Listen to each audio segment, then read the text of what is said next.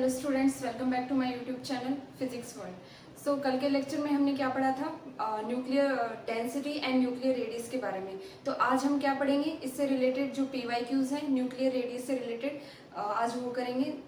जितने भी गेट में और CSIR नेट में आए हुए जो PYQs हैं न्यूक्लियर रेडियस से, तो वो करते हैं। चलो, ताकि आपको ये जो कॉन्सेप्ट है वो अच्छे से आ जाए और पता लगे कि जो रेडियस है वो मास नंबर पे किस तरीके से डिपेंड करती है। तो सबसे पहले मैं यहाँ पे क्या लिख रही हूँ, एक फॉर्मूला लिख रही हूँ जो हमने कल पढ़ा था, R=R0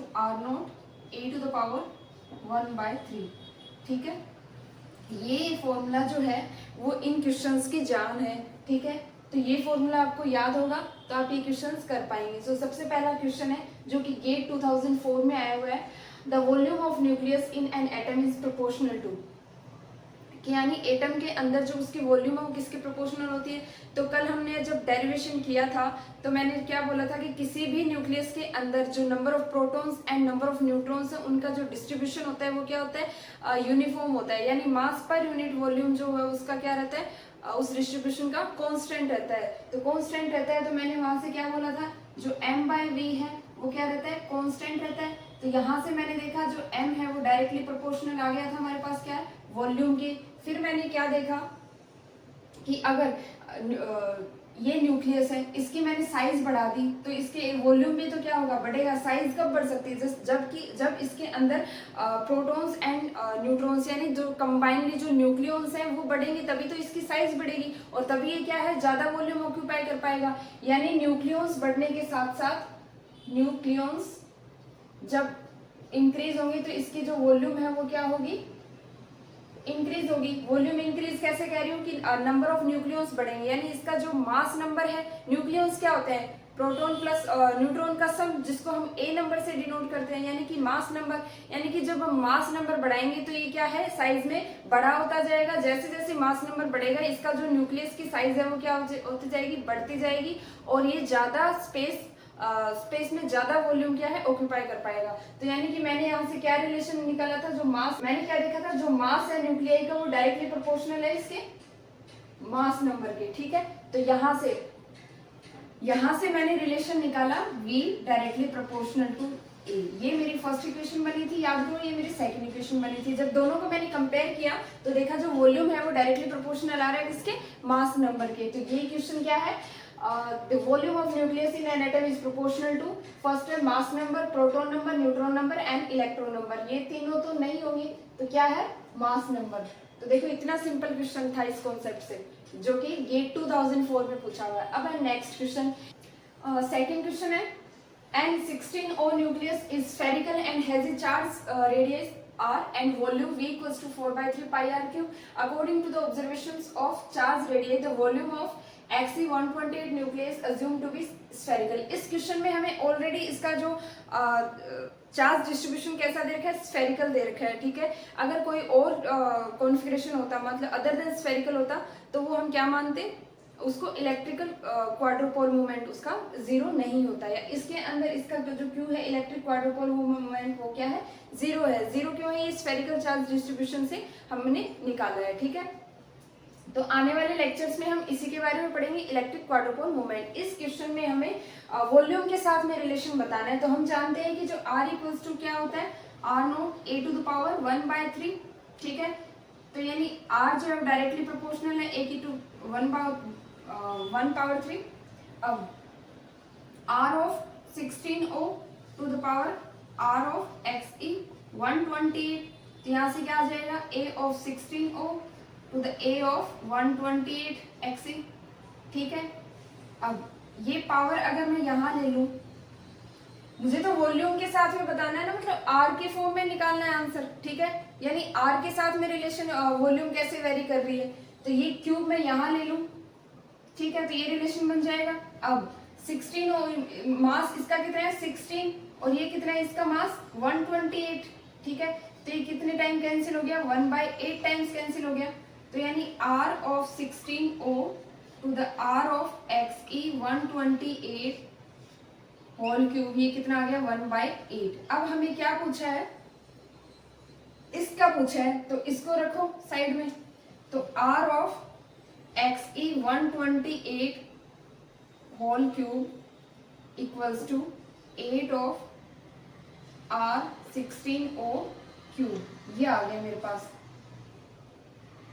तो ये क्या है यहाँ पे, वॉल्यूम के क्या होता है, डायरेक्टली प्रोपोर्शनल होता है आर क्यूब, ठीक है। इस रिलेशन से मैंने क्या देखा, जो आर क्यूब है वो वॉल्यूम के डायरेक्टली प्रोपोर्शनल है, तो यहां से अगर ये प्रोपोर्शनल है तो इसकी जगह मैं वी रख सकती हूँ। तो R of X E 128 equals to कितना आ गया 8v, यानी ये जो रेडियस है, इसकी रेडियस है वो वॉल्यूम पे कितना टाइम्स डिपेंड कर रही है 8v, ठीक है, 8 टाइम्स इस पे डिपेंड कर रही है। तो चलिए फिर से देख लेते हैं।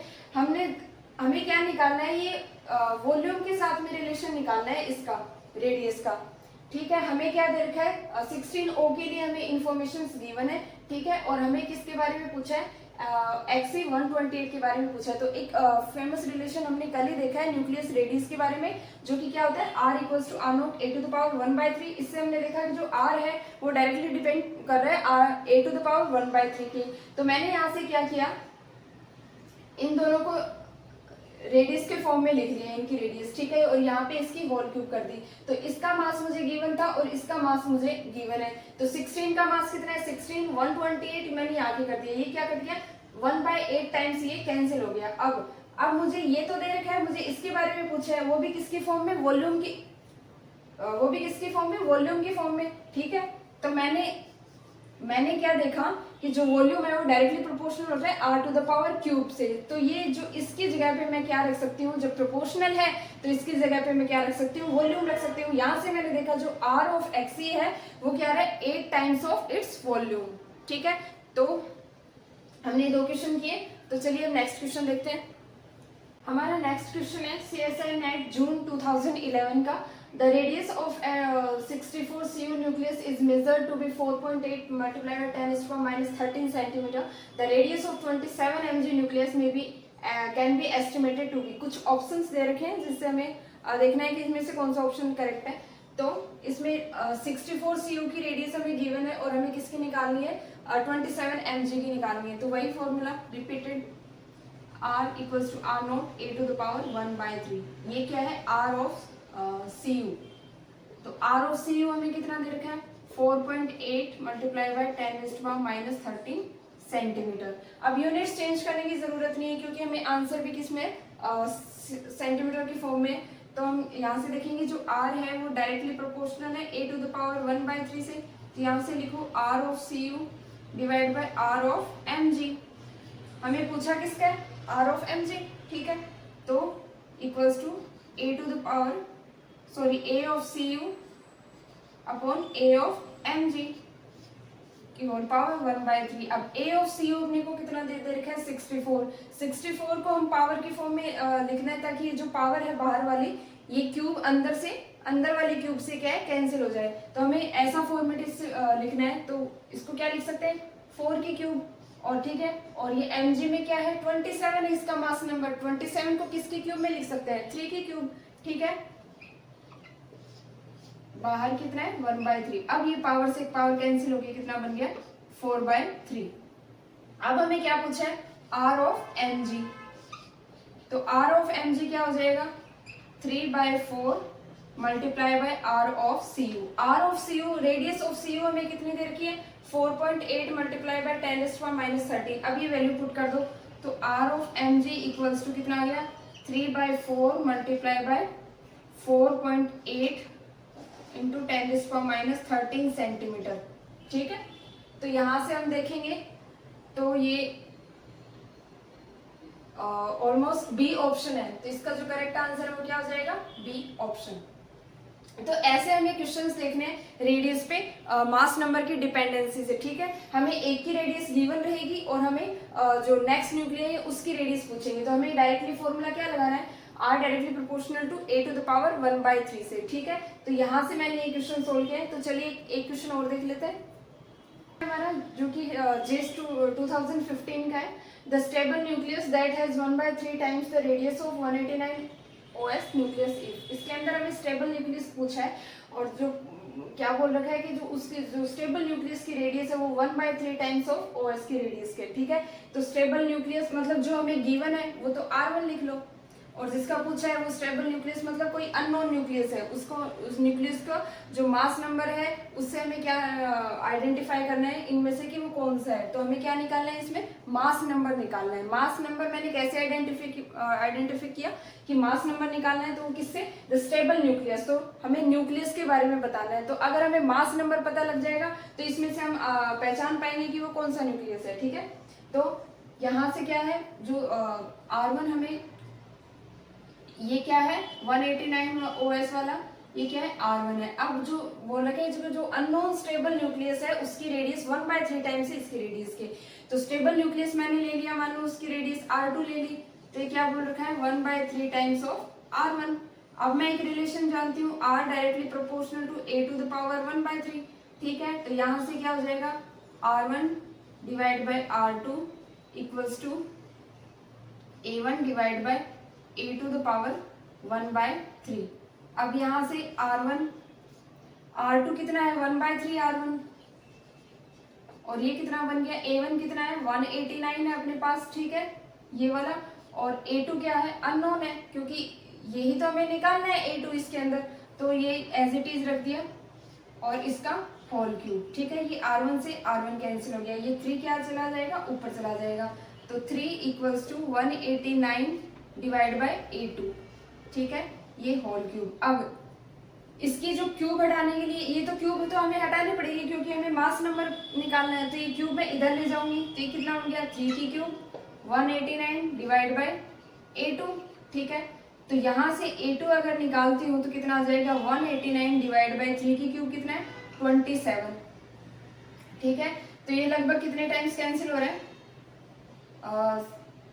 7 7, ठीक है ये, हाँ ये कितना हो रहा है 7 टाइम्स कैंसिल हो रहा है यानी जो मास नंबर है वो जो स्टेबल न्यूक्लियस हमको पूछा है उसका कितना है 7 है। अब इस ऑप्शन में देखो किसका मास नंबर 7 है, तो लिथियम का मास नंबर 7 है, तो हमारा आंसर क्या हो जाएगा लिथियम हो जाएगा। तो ऐसे क्वेश्चंस जो है वो रिपीट होंगे, सेम ऐसे ही क्वेश्चन आएंगे रेडियस से रिलेटेड। हमें किसी कोई एक स्टेबल न्यूक्लियस दिया मिलेगा जो नेक्स्ट की रेडियस पूछ लेगा कि मास नंबर पे अगर डिपेंडेंसी हमें याद है तो हम ये क्वेश्चंस आसानी से कर पाएंगे, ठीक है। तो यहाँ पे इन सब में अभी तक हमने जो भी क्वेश्चंस देखे हैं उनमें सब में अगर मास नंबर के साथ में रिलेशन हमें याद है तो क्वेश्चन इजीली हो जा रहे हैं, ठीक है। तो मेरी ये वीडियोस बनाने का पर्पज़ ये है कि मैं आपको एक टॉपिक कराऊं, पहले उसकी थ्योरी बताऊं, उसके बारे में उसका कॉन्सेप्ट समझाऊं, और फिर जैसे ही वो टॉपिक कंप्लीट होता है तो नेक्स्ट डे में उसके असाइनमेंट्स प्रॉब्लम कराऊं या फिर जो उसके PYQs कराऊं। इससे आपका जो कॉन्सेप्ट है वो एकदम दिमाग में पक्के से सेट हो जाएगा। तो आइंदा से हम क्या करेंगे, एक टॉपिक पढ़ेंगे, उसकी थ्योरी पढ़ेंगे, उसके बारे में समझेंगे उसका कॉन्सेप्ट, और उसके नेक्स्ट डे उससे रिलेटेड जितने भी असाइनमेंट्स हैं PYQs हैं गेट नेट जेस्ट में, तो वो हम करेंगे। तो आज के लिए बस इतना ही, मिलते हैं कल एक नए लेक्चर के साथ।